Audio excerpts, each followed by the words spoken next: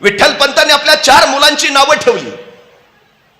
निवृत्ती, सोपाना, ज्ञानदेव आणि मुक्ताई.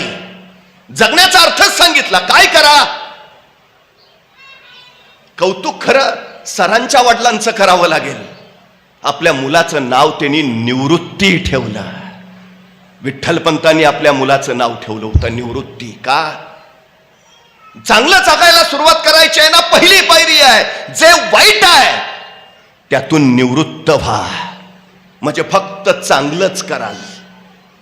एकदा वाईटातनं निवृत्त झाला, चांगलं करायला लागला, मग तुम्हाला कळेल सरळ मार्ग कुठला, जो चांगला आहे, उत्तम आहे, उदात्त आहे, भव्य आहे, दिव्य आहे, पवित्र आहे, मंगल आहे. त्याच मार्गाने तुम्ही जाल.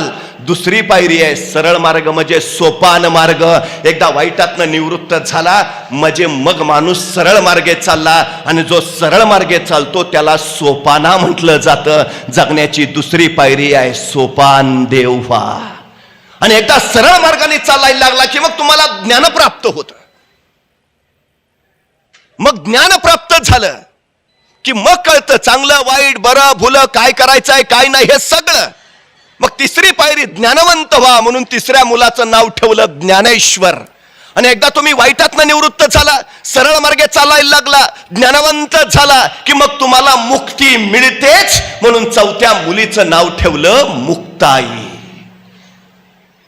हे 4 टप्पे आहेत जगण्याचे. वाईटातनं निवृत्त व्हा, सोपान मार्गे चाला, ज्ञानवंत व्हा, मुक्ती मिळेल.